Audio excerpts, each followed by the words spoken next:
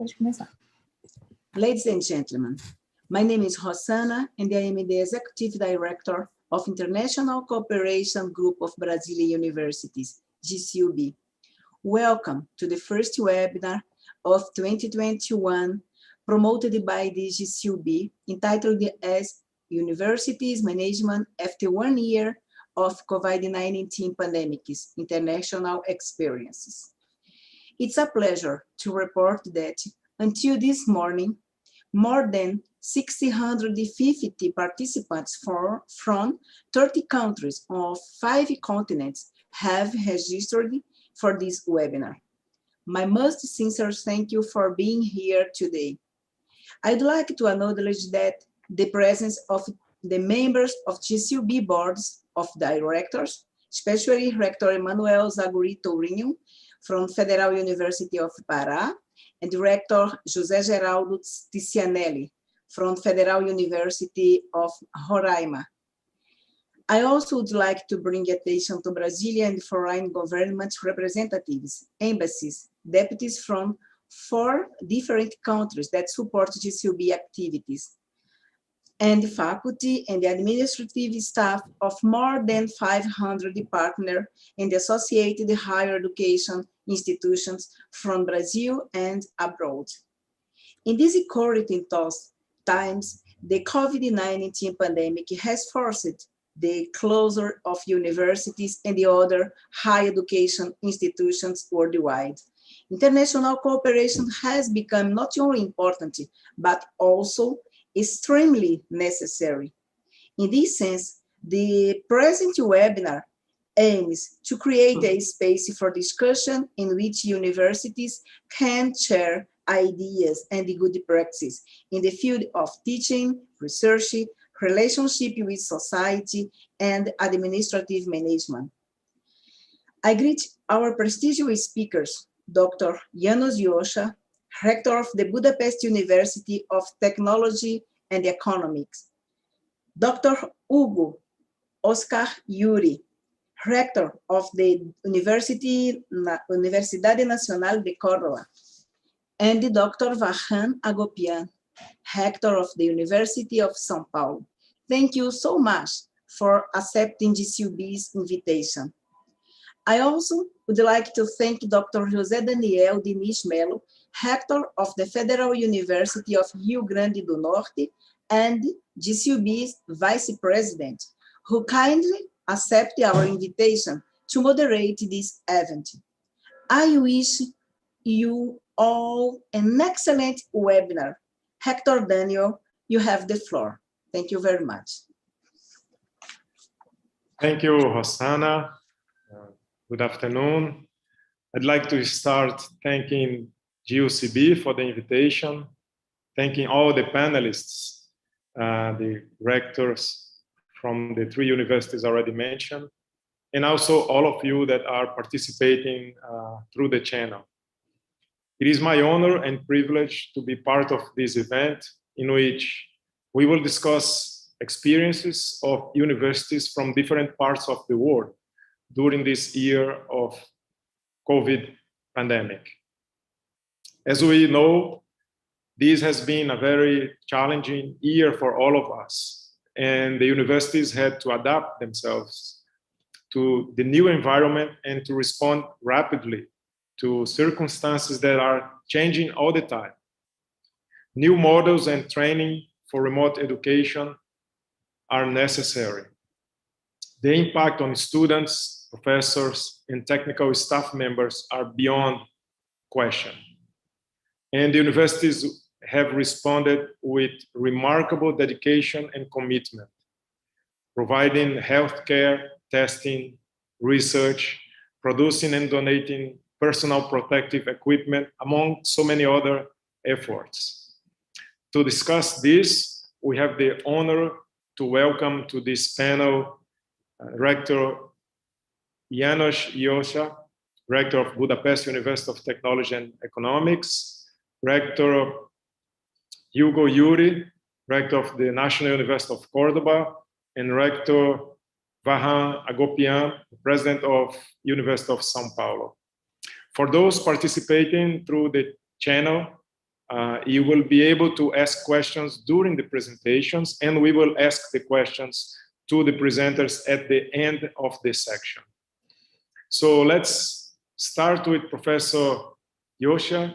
He is Rector of Budapest University of Technology and Economics. He's former president of the Hungarian Rectors Conference, honorary president of the Hungarian Rectors Conference, chairman of the National Hydroscience Program for the Hungarian Academy of Sciences, full member of the Hungarian Academy of Sciences, Dr.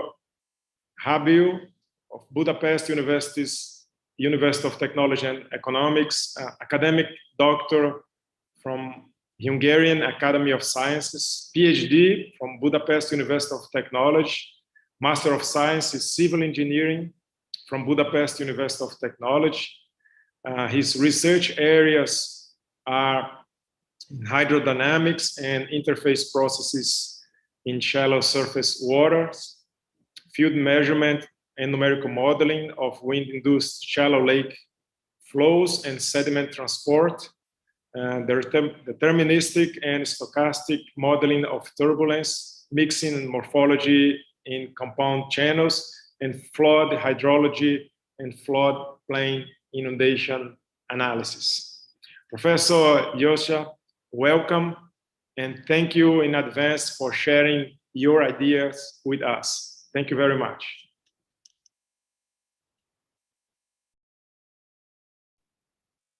And welcome. We can now get started with the first presentation. Thank you.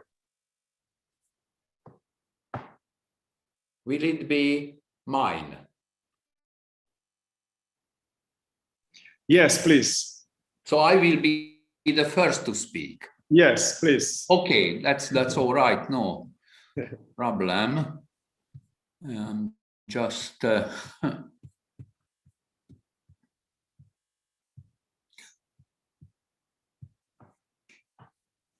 so can you see my presentation on the screen? Yes, we can see that. Okay, that's very good.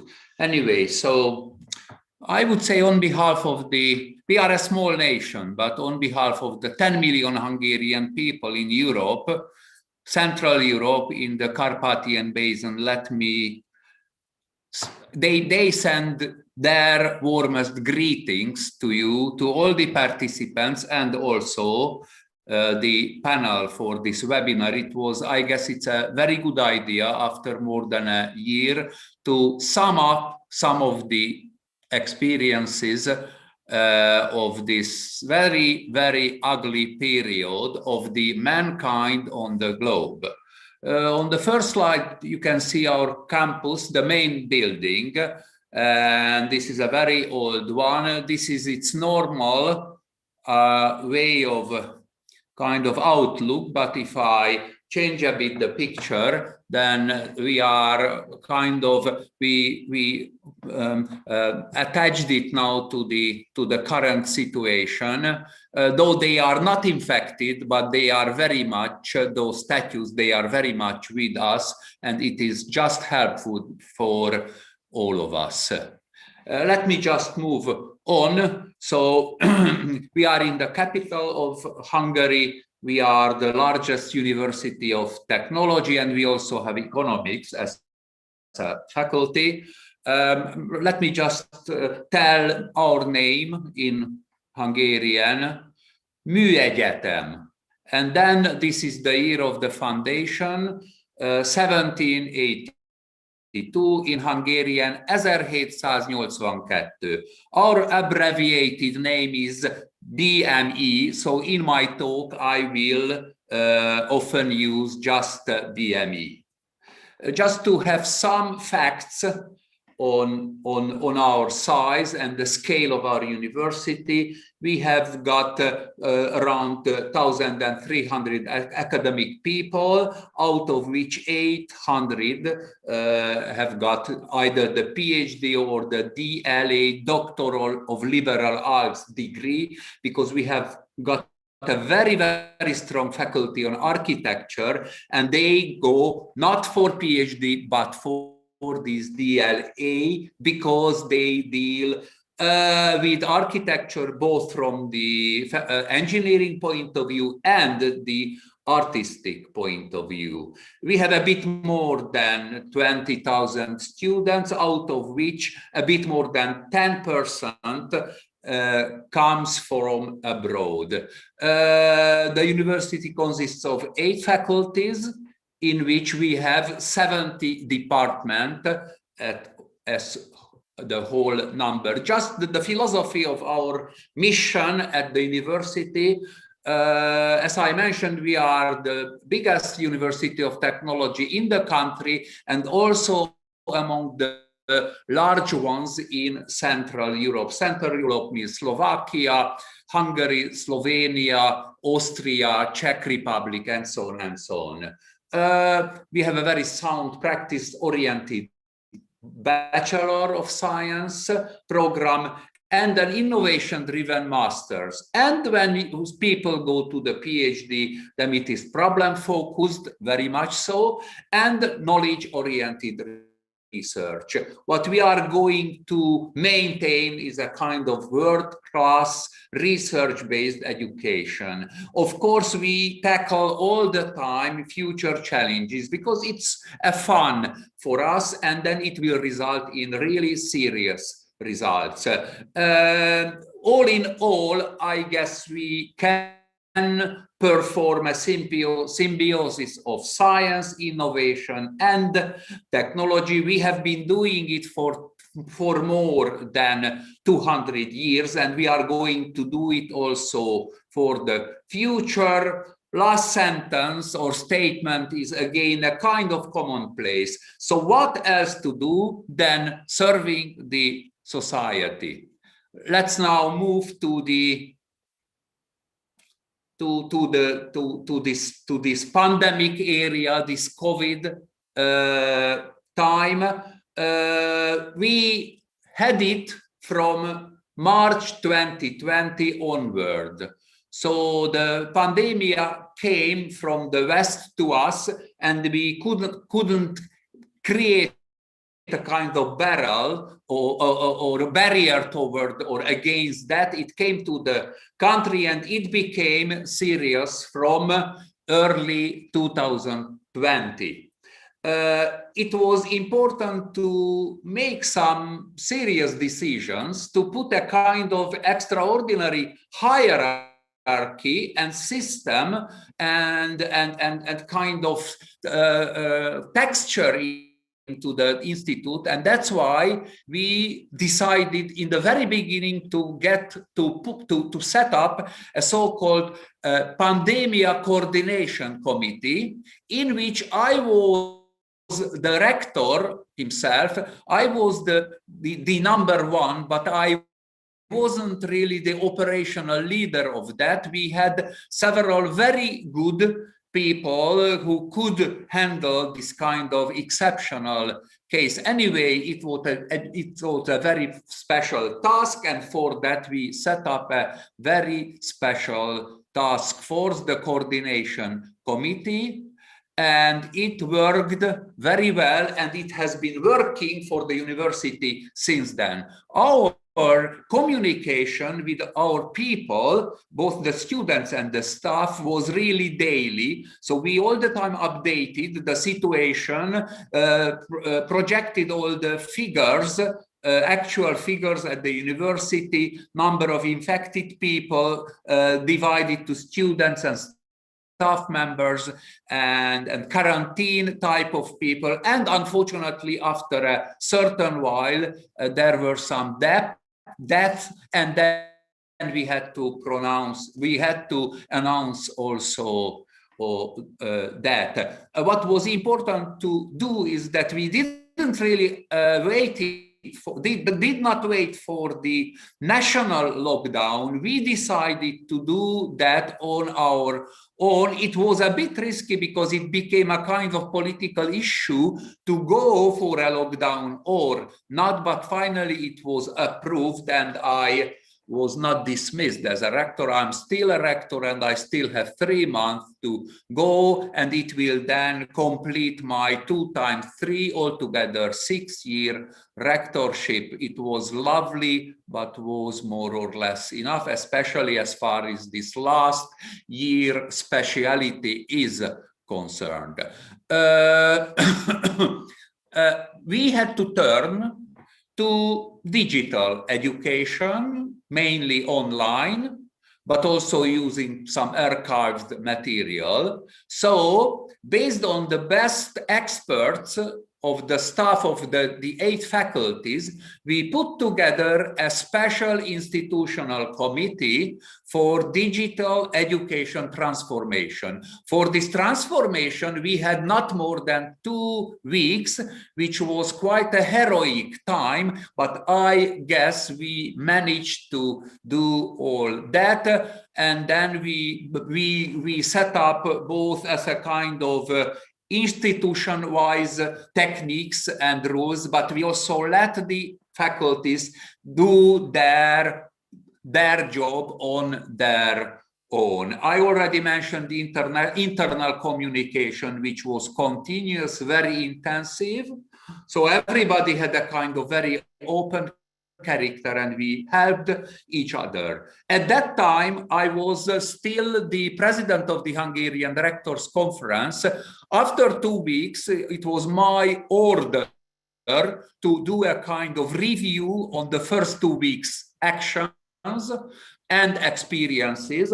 It was a very instructive report in which I guess most universities could report that they managed to deal with the things. People and institutions who could not, they could ask for pieces of advice from more advanced universities. You know, at a university of technology like ours, it wasn't a miracle to come up with digital technologies and to put them into practice. So it was really the case, but there were less lucky institutions, but they were largely helped. So finally, we got a kind of nationwide, uniformly, acceptably high level situation in all that. Let me move on.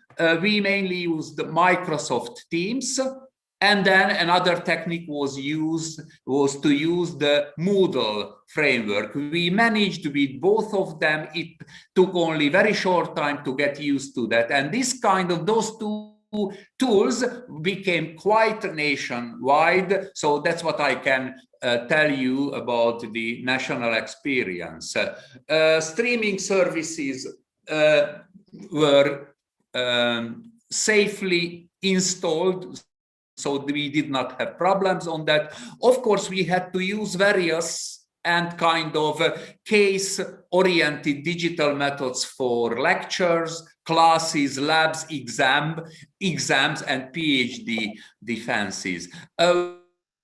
As far as labs are concerned, and also including measurements, trials, experiments, and so on, what we did was to confine there for a couple of weeks. So instead of dealing with such labs in the whole semester, we try to confine and densify them for the first 4 weeks, and in most cases we managed to do that. So by the time the pandemic became very serious, we already finished the labs which needed very kind of confined areas, computers, kind of shoulder by shoulder, in which the cross-infection became a very serious problem. We did not have that at all, and we are very happy for that. Also, PhD defenses, we had to decide whether we do it online or in presence. But finally, most of the defenses were made online. It was a bit funny and unusual in the beginning, but by the number of defenses, the experience became more and more obvious. A bit on the on the university as to the budget. So in Hungary, and it is, I guess it is also valid for Central Europe, which may not be the case in South America or in Brazil, but as far as I understood, now the nearly 600 attendees at this webinar, you came together from all over the world. So around 50% comes from state funds. This is relatively good news, but not the best news. Research, development, and innovation for our institute means 1/4 of the income. Tuition fees does the 10%, and other income will complete the picture to 100%. So say half from the state and 1/4 from research, development, and innovation, which is not very difficult to collect for a university with high-level scientific skills in technology. Let me go on. So a bit more on this kind of scheme, because then it has got an impact on the time of the pandemic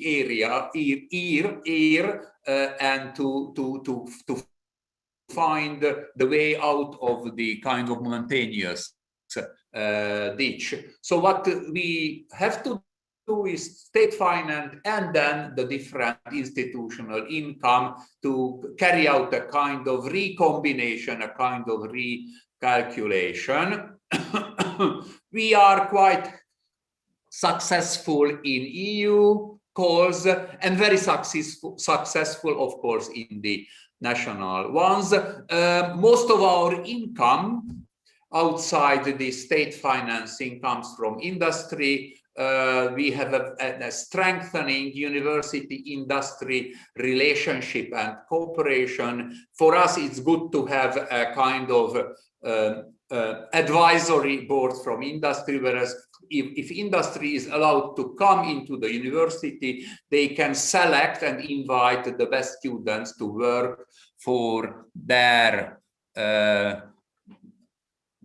people. The income from the tuition fee is growing by growing our internationalization. So that's it. All that was kind of infected, sorry to say that, by the pandemic and by the necessary lockdown. So expenses, the composition of the income and expenses both changed. And then, I mentioned the committee which we set up to handle such a special situation. It was finally, we found a kind of reasonable solution and way out. Let me go on.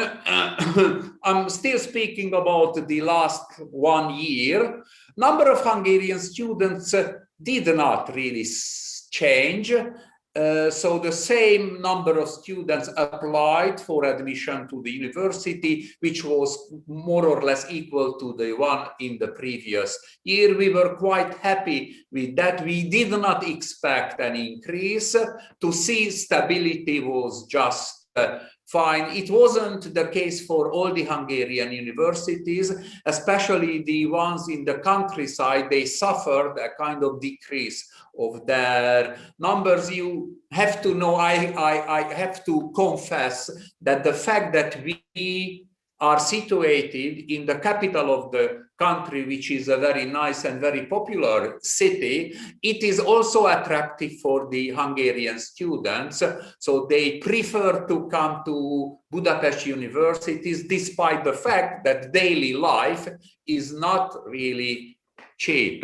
International students, unluckily, we had a reduced number of fee-paying students in the last year, but in the contrary, we could increase the number of scholarship applications, especially the so-called Stipendium Hungaricum, which is a new creature set up by the Hungarian government, and it is offered to mainly to third countries. And despite the pandemic time, those young people, also based on the success of the first years of the Stipendium Hungaricum, liked very much to apply for that, and we could even in this heavy time increase their income to the institutes. Mobilities, the usual ones valid in Europe, which is called Erasmus, went down by half, which is not very promising, but we really hope that we will then return to the previous numbers. And it is already indicated because the applications for this year are again very high, which means that young generations in Europe trust in a kind of a promising future to leave the pandemic behind us and to return to a kind of normal time. The return in Hungary doesn't mean that we should return to the same facts, because once we have this kind of shocking, we have got the possibility to change our mind in some kind of classical aspects and to improve our lifetime, to improve humanity, and so on and so on. It is then all right, and an overall goal is also, once we return to normality, we should, why not to increase our performance? We could nicely perform things also in the pandemic. So once conditions become normal and favorable again, why not to keep this kind of speed and to do a bit more than a year before? It is valid both for diversity and quality. Just a very short look at the global distribution of our the origin of our international students. So the darker, the higher number. Brazil is fine. I'm very thankful for that. China is activating itself, it's all right. Also, United States is fine, and then in Europe, what we can see is a high popularity toward Hungary in France. Frankly speaking, this is because of our very, very excellent faculty of architecture. French students, French young people like very much to join our faculty of that kind. Germany is also all right. I guess this is quite an acceptable one. We are present all around the globe, of course not a uniform manner, but it cannot be so.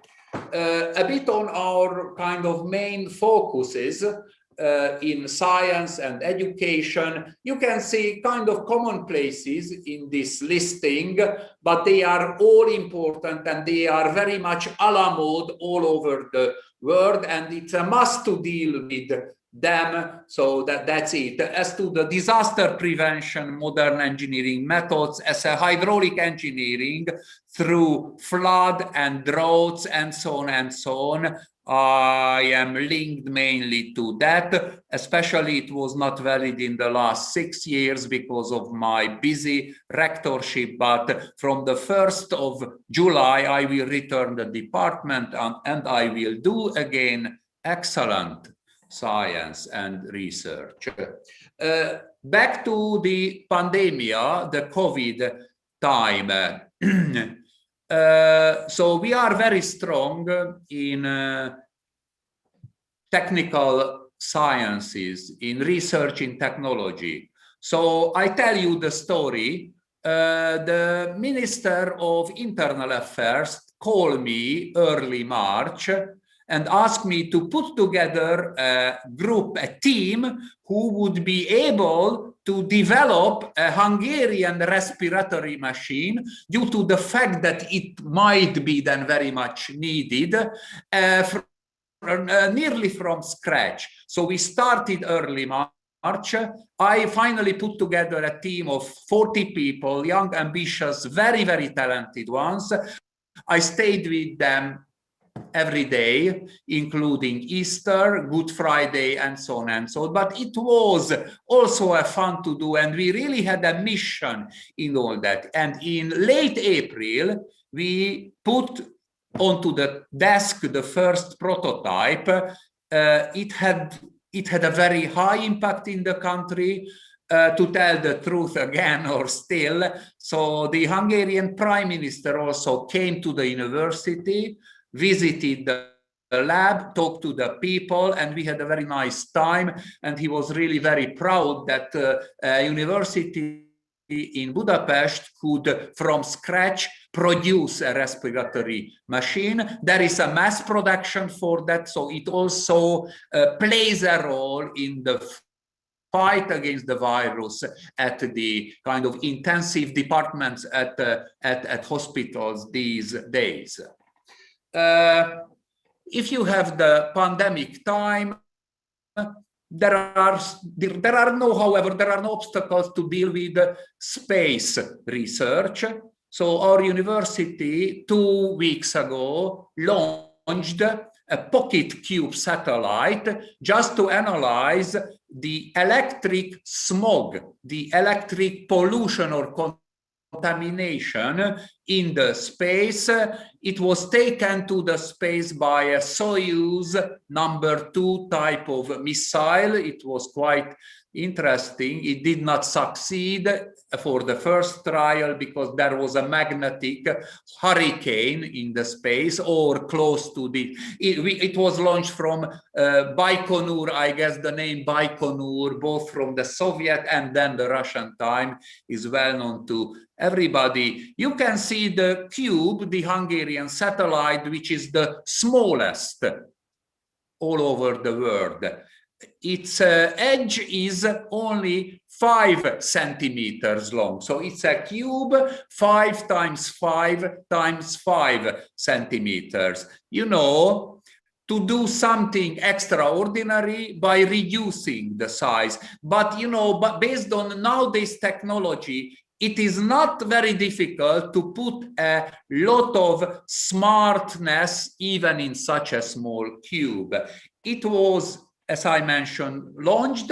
It's already working and sends lots of data for processing. We also set up a space engineering program in masters, and this particular satellite will serve as a kind of case study to the students very soon. Let me go on. Still dealing with the, just a moment. Right. So just to talk about partnerships during this pandemic time, no real problems. Of course, we were unable to create new partnerships, but we lived very well on the existing ones. We knew each other, we helped each other. It was really a kind of ideal cooperation. To create new contacts was practically impossible. Communication turned more and more purely digital. It's not an ideal solution, but one can live with that, say, for 1.5 years. That's already reflects the expectation of myself to finish off with all that ugly time by mid-summer. Let me, oops. Yeah, okay. In the very beginning of the pandemic time, the European Union also kind of published the new winners of a very new initiation, the so-called European University Alliance. It means to create by now 50 consortia have been created. It means universities, top universities from 3 to 9, 10 countries, from 3 to say 10, 11, 12 joining universities. Ours name is ELISA. We were successful with that. It is a composition of 9 universities altogether from 7 countries. We are going to establish a European engineering degree, a Europe-wide or later on worldwide acceptable or acknowledgeable engineering degree, mainly and especially in this pandemic time with joint virtual campus. But once the pandemic is over, we will return to a kind of real life visits and also exchange semesters and so on and so on. The abbreviation covers European Engineering, Learning, Innovation, and Science Association. We are very much looking forward to working in that. The online cooperation meetings are all successful. We are just looking for a very good president for this program, and we very much acknowledge the idea of the European Union to add some extra fund to that. So we were given some additional 3 million euros just to strengthen the university industry cooperation for that goal. So what I am going to say that though we had this COVID time, its impact did not paralyze universities. We could just do things which didn't really need a kind of in-person type of contacts, but could be carried out by using the internet, and we were based on the previous and past networks. We were successful to increase, to widen all this, and we hope that we can have a very, very strong added value of all this once we return to normal time. I'm just listing all that. My kind of summary would be that we learned how to manage in a very unusual new life, or in very usual new life conditions. We were a bit shocked in the beginning, but recovered very soon, and hand in hand, both in institutional, nationwide and internationally, I guess we could survive all that with no big losses. That is important. It's a good experience. As far as digital teaching is concerned, we will not drop it, but even in the normalized time, we will bring part of them into the classical teaching, especially where the understanding and transferring the knowledge is more efficient by using that technique. It is also a great experience to all of us. It will be, however, nice to return to kind of face-to-face, very human like education. So all in all, the show must go on. Let me finish with 2 slides. This is a normal, classical, traditional graduation ceremony at our university, and it has been so in the past 200 years. We have got used to that. We very much enjoy that. And it's also enjoyed by the students, their parents, girlfriends, and boyfriends. Recently, we had the graduation ceremony for the English-speaking program, which we had to reduce quite much. So what you can see is the fact that the faculties were represented only by one single person per faculty. They gave a very nice speech. It was streamed, so everybody could follow that, and then the speakers talk also to people who were not present. So as a final action, just to have a strong remembrance, I asked the representatives to throw up their hats. They were happy to do that. I did not have a hat, so what I could do is to show a kind of skip. I was junior champion in high jumping, which was more than 40 years ago, so I could still do that height. As I can see, my shoes and the floor, it is a bit more than 20 centimeters. It is much shorter than the 208 centimeters than I did as when I was in the kind of best performance. We are optimistic. We are positive. I wish to all of you the same manner, because we will find a way out, and we will remember this kind of year as part of our life, an experience which could nicely survive. Thanks for the attention.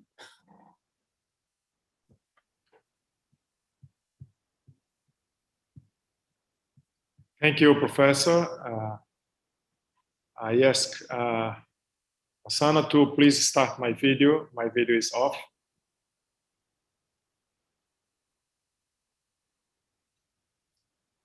Okay, thank you very much. We will move on to the next presentation, and I will introduce Dr. Hugo Juri. He's the Rector of the National University of Córdoba. He is also surgeon and PhD in medicine and surgery from the National University of Córdoba. He's the head and neck surgeon with specialization at the State University of New York and Harvard. He's a researcher in the use of lasers in medicine and surgery. He's a professor of medical informatics at the National University of Córdoba, former professor of surgery at the University of Pomona, California, former professor at the State University of New York, a postgraduate lecturer at Sorbonne University, former chief of surgery at Beverly Hills Hospital, California. He's former president of the International Association of Laser Surgery, former minister of Education, Science and Technology of Argentina. He's full member of the National Academy of Education, Dr. Honoris Causa from the University of Extremadura, Spain, and the National University of La Rioja. International distinctions in research from the Academy of Science of China and the former Soviet Union. He's lecturer in postmasters at the Sorbonne University, and also president and vice president of the International University Association. So you're welcome, Professor Juri. Thank you very much for taking your time to share your experiences with us. And I'd like to please ask you to start, and let's try to keep it in about 20 minutes, okay? Thank you very much. Thank you, thank you. Good morning, good afternoon, good evening, all of you. Thank you very much, Professor Rosana de Souza Silva, and all your team for the invitation and preparing this event. Hello to my colleagues, rectors, Professor Vahan, Agopyan, José, Melo, and János, Józsa. Okay, the title of the conference is absolutely right. In my city, today is the anniversary of our first COVID casualty. And tomorrow is the anniversary of the closing of the university for the face-to-face education and the migration to emergency technologically mediated education, which doesn't mean a good virtual education. Our university is a 400 years old university with 130,000 students and 10,000 academic teachers. We have hospitals, hundreds of research units and labs, the largest blood derivative production plant in Latin America, and we have, we are not technological, but we have the engineering faculty, the faculty of physics, astronomy, mathematics, and computer science. So it's a large old university with a higher spectrum than most of the universities in Argentina, except Buenos Aires, in all the areas of knowledge. And as I say, we did close very early the university for a very special reason. One of the first cases in the country was a professor of the university that was coming from Spain and was a super spreader. As soon as she got in the university, 2 days later, we already have other cases around her, her partner in the lab, her chief in the lab, the wife of the chief in the lab, which was working in a little school in another town close by. And then we have what we call community spreading inside of the university. That was before, that was a time of denial all over the world. As a matter of fact, the Minister of Education, Minister of Health say in that moment that we had to worry about dengue, which was in the north of part of our country, in the subtropical part of our country, and not that much in coronavirus. So I really have a big strain in relations with the national government that was giving another type of indications of what to do and not to close at that particular time any of the schools. But as I say, we just knew that we have that. We couldn't, at that particular time, there were only one place in the country that officially was doing the study of coronavirus, but we have people working 10 years here with coronavirus. We knew there was a confirmed cases of coronavirus, so we closed it. And in 2 weeks, we took 2 weeks to go to this emergency virtual education, which is not what we consider and we like to be a virtual education. Most of our people were already working with the computers, and then we started seeing what we usually know in an abstract way, the inequalities of Latin America. First thing, okay, that means that there was a wide rift between the people who have connectivity and the people who didn't have connectivity. I think that after this pandemic, when it finished, connectivity had to be a right of the people, because it's a right of right. In the new education, we need connectivity. And in the new health, telemedicine, teleeducation, telework, we need connectivity. So there are things that we learn just from the beginning. We were having a very different beginning of a century. We all know, with a lot of uncertainties in many things, and then we got the coronavirus. So we have different tasks at this particular time.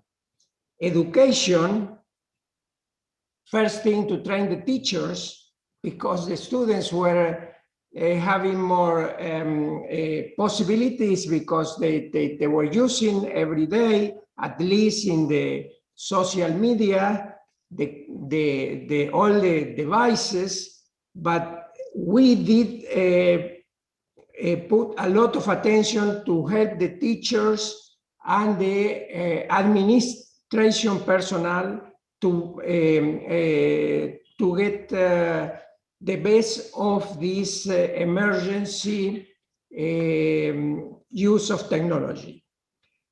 We have a couple of hospitals, so in the middle of the teachers, the staff of academic staff getting into the new technologies, we were treating the first peak of our pandemics in our hospitals. We have the clinical hospital, which is also an over 100 years old hospital. We do, because we are the oldest university, we have students from the northern part of Argentina and the southern part of Argentina. For the people in Europe, we are not as big as Brazil, but we have more than 5,000 kilometers from the southern province to the northern province, and that is from Madrid to past the Urals mountains. So it was a very difficult task, especially when they were starting closing the frontiers between the big provinces. And again, we have at that time the real impression that we have to do a lot of things for the society, not only our usual higher education, but we have to get to the workers that can work with programs, that we have to get with our psychologists in people that they were having not only the fears of the coronavirus, but they were losing their jobs and they were closing their business. But at the same time, we were helping the government with the computer models for clusters, because they were being treated in clusters, the cases, so not to have everything closed. So we have a high performance computing department here with a bigger supercomputer in Argentina. We were working with that. We were working in research with the virus, because we have some people already working with coronavirus, the old coronavirus. So we were able to do the titration when people were infected, and we were taking the serum of the patients to give it to very sick, I mean, not to the patients recovered, to give it to the very sick people. We have, as I say, a big industrial plant of blood derivatives, and we produce hyperimmune antibodies, and it's the only place in the country. It's the biggest center in Latin America. So we were working as every single university, especially the public universities around the world, for our society, which I think that is our obligation, but also the society understood why we have to do science and why we have to have education. Right now, they have it in front, outside of all these fake news about the waste of the big public universities. So right now, we have almost all occupied this particular place that I am now is in the university campus with vaccination for the whole province. We are having 5,000 people vaccinated every day right here. We have big challenge just before the pandemics. As I say, how how it's going to change the world after the pandemics, that it was already changing. People got used to call and get things in their homes. Everybody's doing distance working. There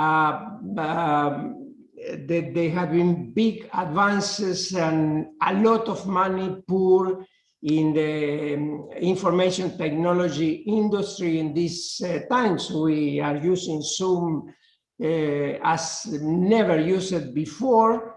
So it's going to be a very different world. And I think that while we continue working with the pandemic, I want to tell my colleague and all my colleagues in Europe, because usually I talk to them, that we are seeing, not in the beginning, but now for the last at least 7 or 8 months, we are seeing the movie in Europe and United States, and we say, okay, that's what we are going to get later on. So now, right now, we are starting the peak of what is called second wave, maybe third wave, doesn't matter.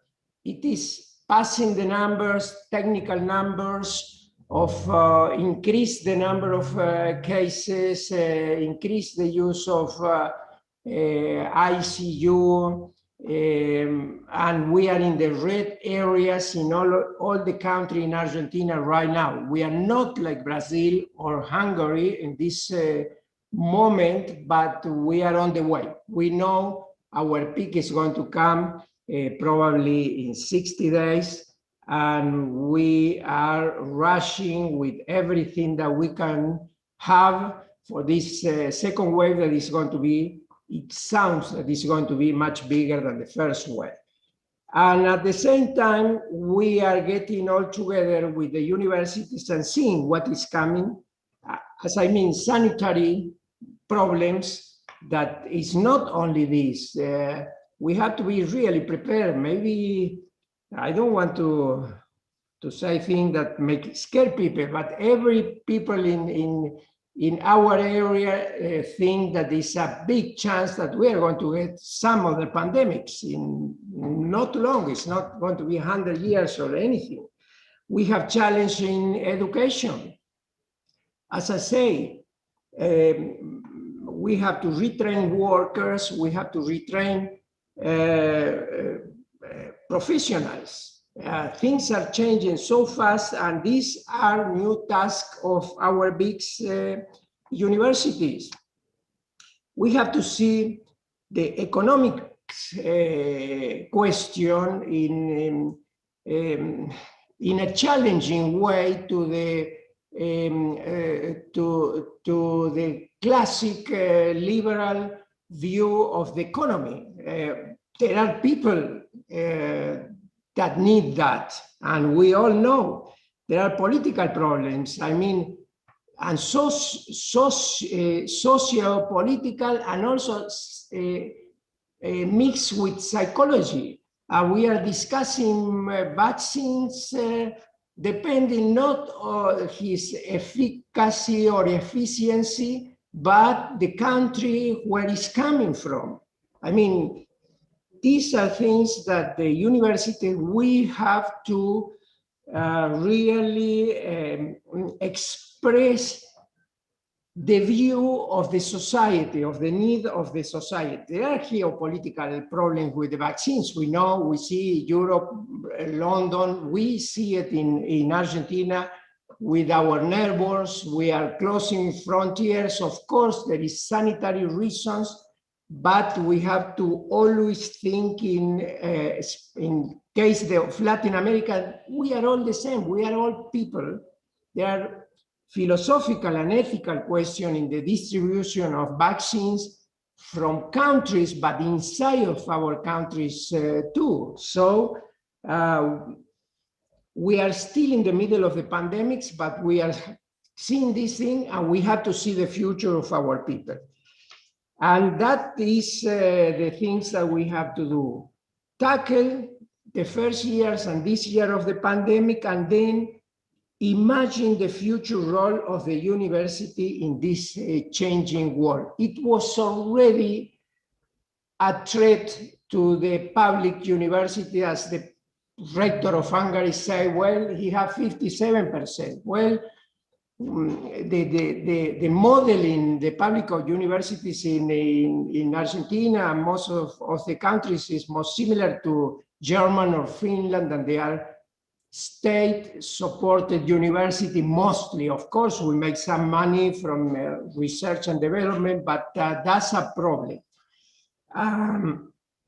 But in times of economic hardships, education always get an axe. So I don't want to extend it much because it was supposed to be 15 minutes, just the coordinator told me, but I think that we have a big role still.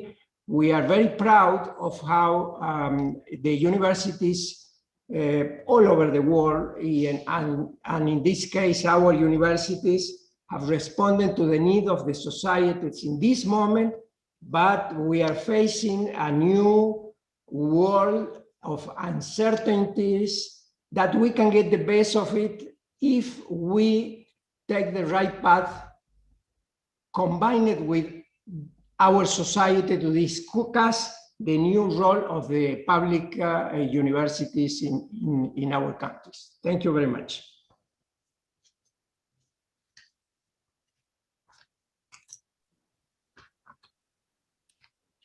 Thank you, Rector Juri. That was a very impressive talk. Thank you so much. We will now move on to our last presentation. It will be conducted by Dr. Vahan Agopyan. He is the president of the Universidad of São Paulo in Brazil.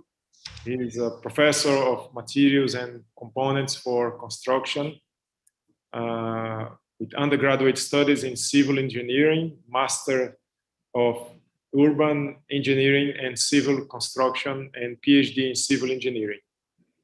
His previous activities include USP Provost for Graduate Studies, Dean of the Polytechnic School at USP, CEO of the Technological Research Institute of São Paulo State, Vice President of the International Council for Research and Innovation in Building and Construction, Commander of the National Order of the Scientific Merit in Brazil, Distinguished Engineer of the Year by the Institute of Engineering, Personality of Technology from the Union of Engineers, Honorable Citizen of São Paulo City, and member of the National and Pan American Academies of Engineering.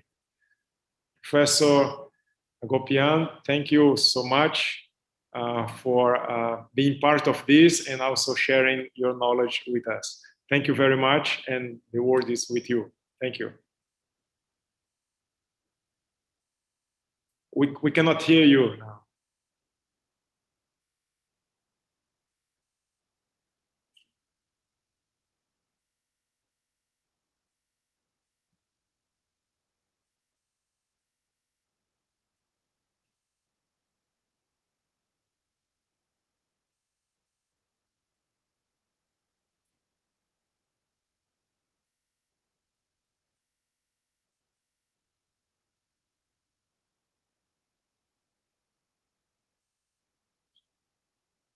Okay, for those participating of this, please give us a few more minutes.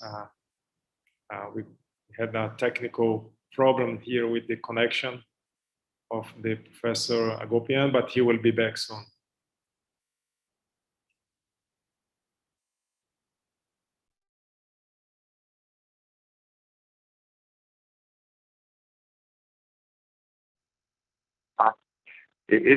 What about now? Are you hearing me? Yes, now we can hear Hello? you, but we don't get the video. So if you can please start The video now. So I'm getting trouble with my connection, and so let's try to to get something because I'm using the computer. The computer is not working. I'm trying to use the cell phone. Okay. Okay, so it's not working. It's still not working. Just a moment. Yes, we Okay. just can hear you very well, but we cannot see the video. Just 1 second. Just see if it is Okay. okay. What about now? Now it's great, but if you can What about rotate, now? yes, now it's perfect. Okay. Thank you Thanks very so much. I'm sorry about the technical problems. Thank you That's so what much. happened during the pandemic. Thanks very much, Danielle. Thanks very much for this invitation. It's really a great opportunity to share experience, and I'm very, very honored to be in an event organized by GCUB and with the Rector Juri from the Córdoba, and I was in Córdoba in 2018 during the centenary of the Córdoba University reform, a landmark for the Latin American universities. And I haven't met Rector Józsa, but I was in his institution during the late 90s or beginning of this century. Well, my presentation will be divided in 4 points: a glimpse of USP, the pandemic mainly in Brazil, the actions that University of São Paulo has taken, and the future, because I think we'll have to discuss a little bit about the future. University of São Paulo is a very large, comprehensive research university. It started in 1827 as a faculty of law and established as a university in 1934 when they decided to join the 6 professional faculties: Faculty of Law, Engineering, Escola Politécnica, Agriculture, Medicine, Vet, and Pharmacy and Dental Studies. And they create a new faculty of Philosophy, Sciences, and Languages.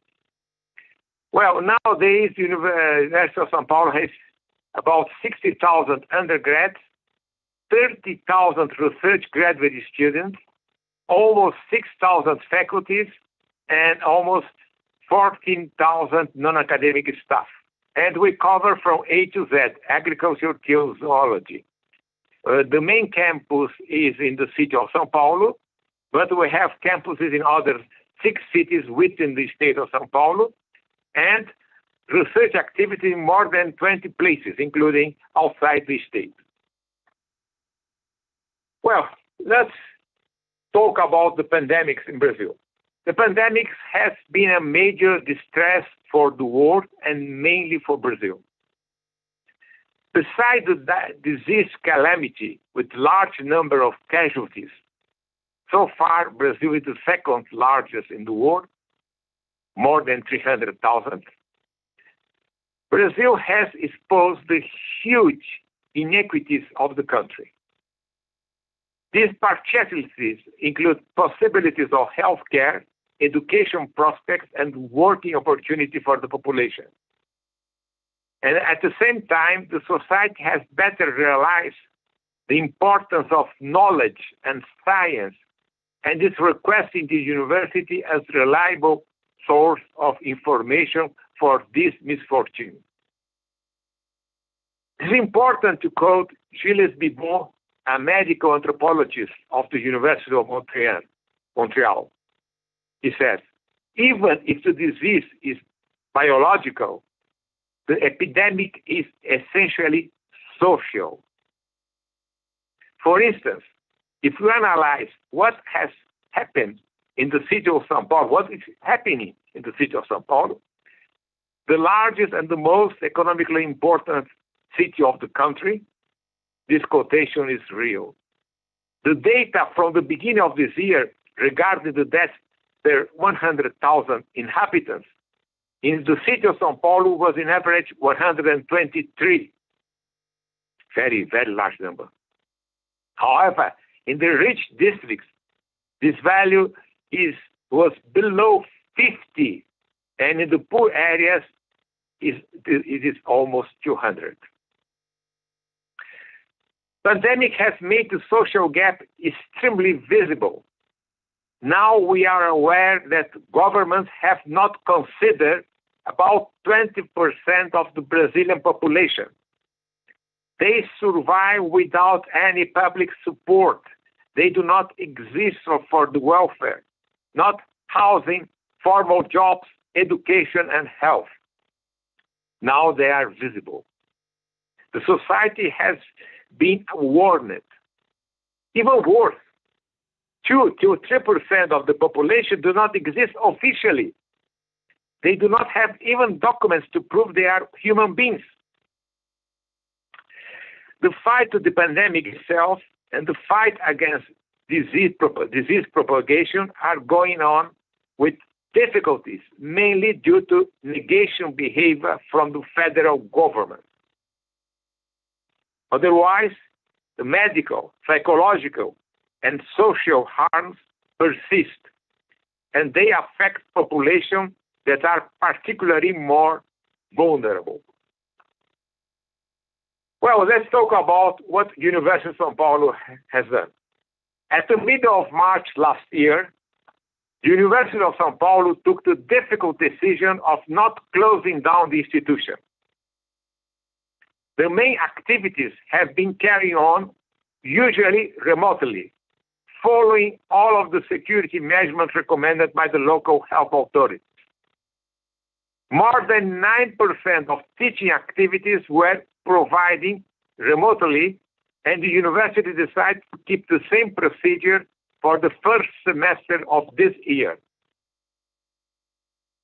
Faculties and students were prepared and trained to use the modern tools for distant learning. Some students received special support for this purpose. As mentioned previously, both students and faculties now have the flavor of using these new devices for the classes. They know by practice how efficient is the use of this support to improve the classes.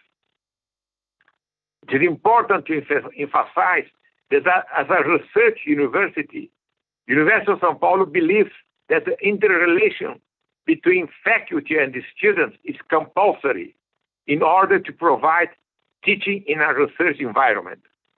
However, nowadays, it is clear to the entire community that attendance classes can be improved substantially.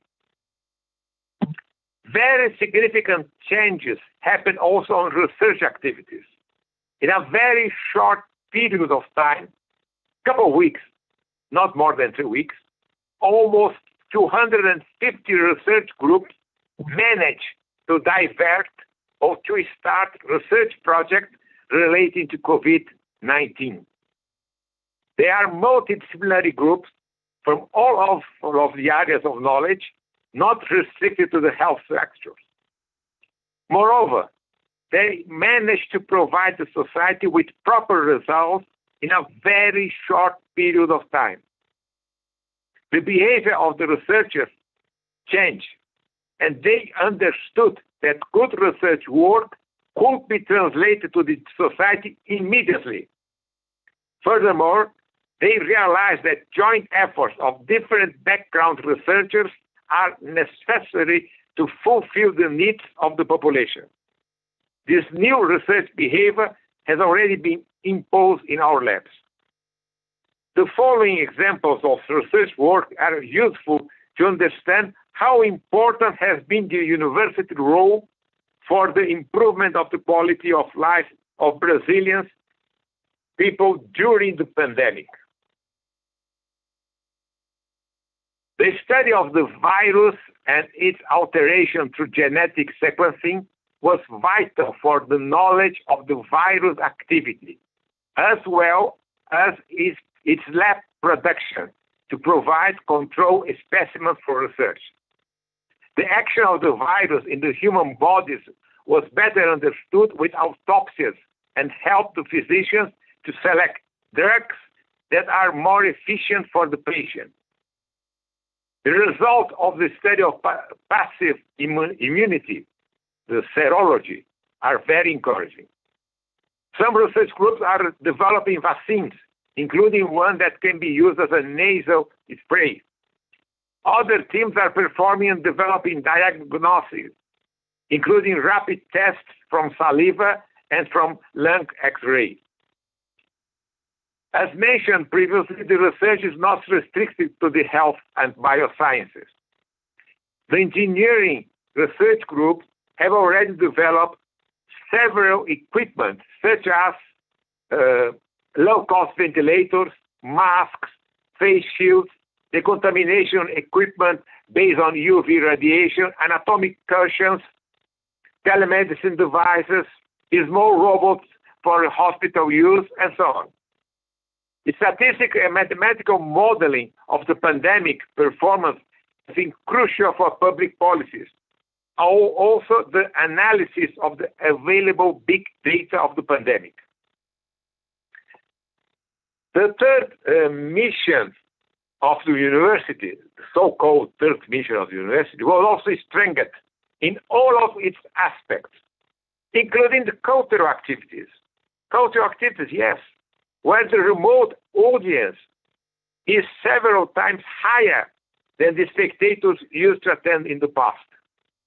And finally, due to the large number of fake news, the university is considered the reliable source of information. So the number of visitors to the site has increased up to 5 times, mainly to access the news page, and the faculty that are continuously invited by the commercial media for interviews and lectures. Well, and what about the future? Probably, or certainly, 2022 will be different of 2019. That's a very important point. Inside the universities, the pandemic has accelerated the modifications of activities that usually take long time to be assumed by the community. The disease has been a sort of catalyzer for innovation within the institutions. Regarding the teaching activities, as I mentioned previously, as a research university, we support strongly the close relationship among students and faculties, as our major achievement is to provide education in a research environment. However, during the pandemic, as I mentioned, it has been proved that the modern tools help a lot the teaching efficiency. Why not make them always available to the students? Remote classes can help students who fail in some subjects or even have missed a specific one. These tools are strong to help the students to be prepared beforehand for the lectures and to revise the content of a subject. We will not return to the past. Some students may complain about the remote learning and teaching, but now they know how can get profit of them. At the same time, the faculties have to change the way to prepare their lectures. And the administration, we have to provide information support and also infrastructure, like the special classroom, internet access for this new way of teaching. Similarly, it is very evident, and my colleagues have already mentioned, that internationalization is of utmost importance to provide the teaching in an international environment. We have to provide teaching in an international environment in order to prepare the future professional as a competitive and competent one in a global world. Moreover, for institutions like USP, the internationalization is a very efficient tool for quality assurance. Let's say an international partnership is a reliable external evaluation. For this reason, it is essential to keep the internationalization in high degree, but with restricted mobility of the students and faculty. The new wave of internationalization. Finally, the research work will suffer a complete adjustment as new background has been shaped. Initially, the traditional behavior of the universities will change. The competitiveness which was encouraged actually for internal and external factors has been transformed due to the need of urgent results demanded by the public. In order to promote a common scientific agenda, it is imperative that collaboration becomes the overarching attitude. The faculties, researchers, students have got across the need of sharing the results as quickly as possible with other research groups in order to get feedbacks and supply new research work. The University of São Paulo is enjoying a new research atmosphere where most of the competitiveness spirit is turning into collaboration. However,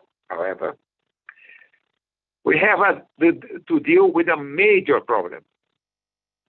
The support for science is not uniform across the world. In some places, like in Brazil, many policymakers take science as provide them with political problems of balancing public health and economy. The scientists usually give them many restrictions for public policies, as we use epidemiological models for public health recommendations. From this narrowness point of view, the policymakers and even some research support institutions tend to support applied research with a clear link to improvement in a daily life.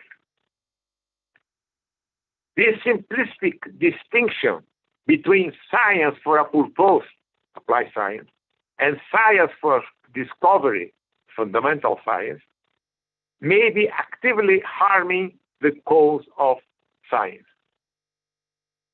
The division between these fields is mostly artificial. Nevertheless, it is certainly reinforced by policymakers and the public, who tend to prefer the applied sciences as there is a direct link between research and the betterment or understanding of their lives. Anyway, the major achievement during this pandemic has been the opportunity to shed light upon the universities within the society. It concerns not only the excellence of academic activities, but also a rising responsibility to strengthen research fitted to mitigate the devastating effects of COVID-19 worldwide. Such duty stresses the multiple efforts of the institution for education, researching, innovation, and engaging with the government and society for the implementation of avant-garde public policies on a day-to-day basis. We are living really in a very, very important modification of the universities they living. Thanks very much. Thank you very much, Professor Agopyan. We have many questions from the people that are watching the presentations, and unfortunately, the time is almost up. But I'd like to ask one question, and we can have the same question asked to all three presenters. I'd like to hear the views of each one of you for a specific question. And I'd like to start in the opposite sequence now. So starting with Professor Agopyan. The question is there any novel practice implemented during the pandemic month that you believe will become the norm even after the coronavirus is beat?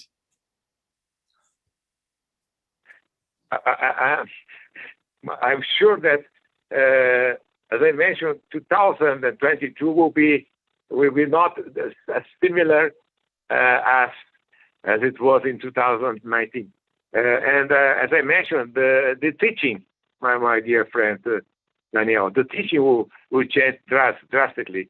Now, it's not possible anymore in 2022 we return with a similar methodology of teaching.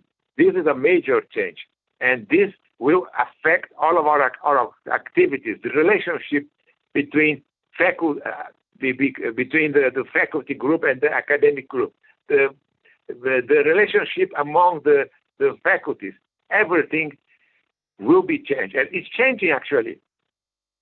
Let's see what's going on nowadays. It's changing, and we are really working hard to help the faculties, help the students with infrastructure for these modifications. And the same thing, as I mentioned, with the research. Now the cooperation among the groups, the multidisciplinary groups, is higher than it used to be last year, 2 years ago. Definitely, in my point of view, university is already changing, and we have to keep this modification for our day-by-day activities. Thank you so much. I'm terribly sorry, Daniel. I have an opening ceremony starting in 2 minutes, so I have to leave and try to engage in another Zoom meeting. So I'm terribly sorry to leave early, but it was my great pleasure to be here. Thank you very much for the invitation. Thank you very much for this opportunity to learn a lot about how to deal with the new life. And I hope universities answer the expectation, answer the needs of the society. Thank you. Thank you. Thank you very much for your participation. Thank you so much.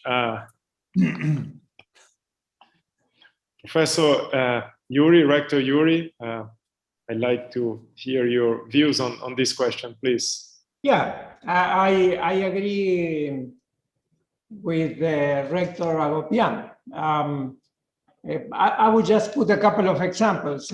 We were just sure that in the 21st century, we will need a higher education universally for all the workers. For instance, it doesn't need to be long careers, but just what they need. We have a virtual campus here with an international area. EDX is 80 universities around the world that we have already 100 million students. We have, in that area, we have 30,000 students before the pandemic began. And then we have 30,000 students in the professional workers area. At the end of last year, we have 400,000 students there. The pandemic show us the opportunities that we have in the universities to universalize higher education. And we learn that we do have the tools, the technological tools, but also the pedagogical tools. People jump into the water and learn to swim. So, of course, what the Rector Agopyan say, the collaboration, the scientific collaboration, especially in Latin America, for instance, now there are going to be 100 different vaccines. And we have to help our societies and our governments all together with the knowledge that we have which one is the better one for that region of the country, and comparing effectivity, efficiency, cost, problems of moving the vaccine, temperature, everything. We have to work together. That's for sure. And again, these two things, science and the use of the technologies for telemedicine and for teleeducation. Thank you. Thank you so much, Rector Józsa. I'd like to get your views on what you think are the practices that were implemented during this pandemic month that will stay after this time. Well, some of them will certainly stay because we really got some very interesting experience, which we did not really expect. It was a kind of necessity to go into this pandemic time related digital online teaching, which is different from e-learning. So e-learning is a kind of art, but what we did in the last year was really a kind of trying to get adapted and then to transform our methods very fast. Anyway, without going into those details, what I believe in is a combination. So I believe that there are still disciplines that have to be presented and taught in the classical way. I also believe that there will be forever differences between education methods for human sciences and technical sciences, or medicine, and so on and so on, just based on the fact that some of them are lab sensitive, whereas others are not. So I would be brave enough to make a distinction. Of course, to kind of cross-fertilize each other, not in the virus sense, but in methodologically.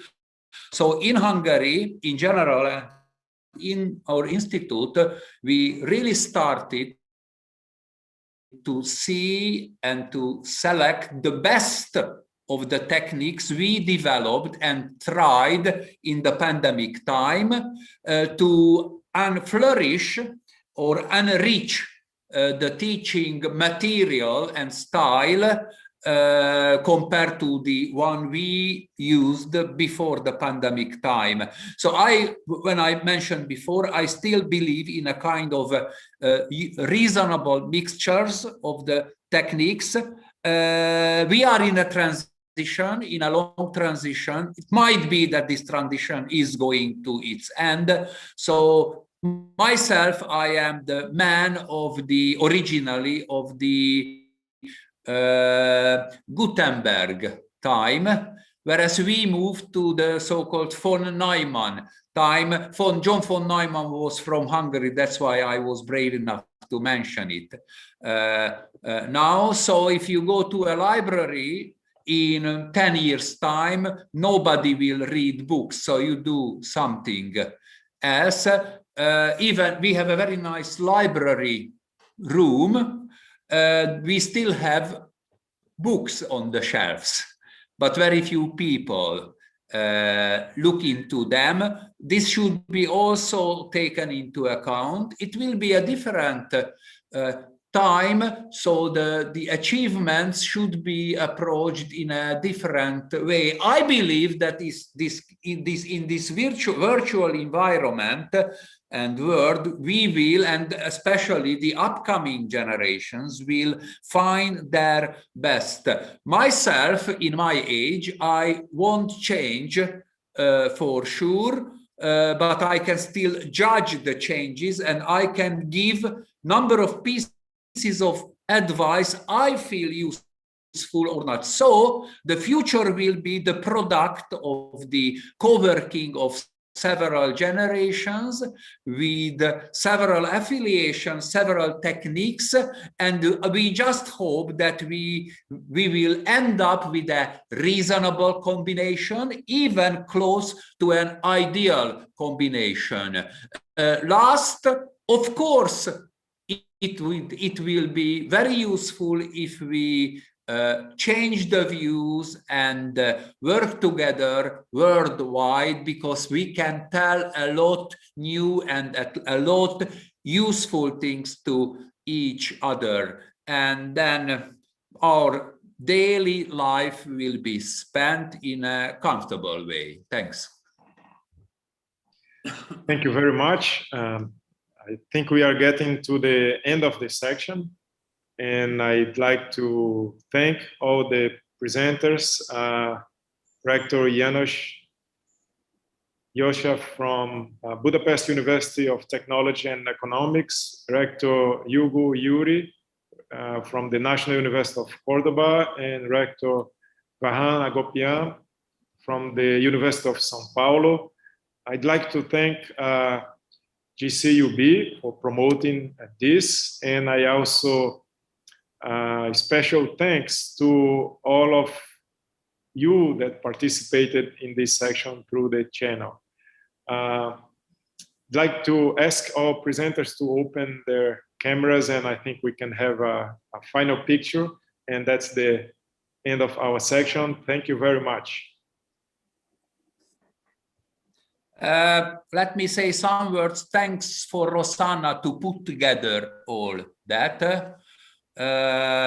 She's the #1 woman of Brazil. I already told it to her, and she was very happy with that. And I still keep this opinion, and I hope that we will be very long time together in the future. And thanks for you to this very kind of flexible and efficient coordination of us. You know, it means 3 rectors, very selfish but very friendly if they are handled carefully. Thank you. Thank you so much. Thank you very much, Rector Józsa. Muchas gracias, Rector Hugo. Muchas gracias por su participación. Muito obrigada, Reitor Daniel, Reitor Vahan, e a todos que participaram desse evento. Obrigado.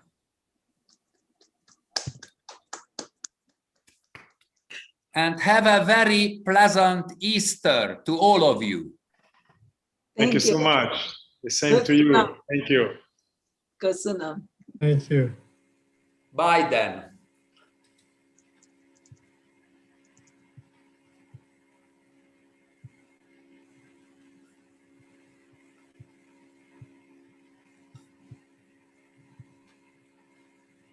Terminou a transmissão?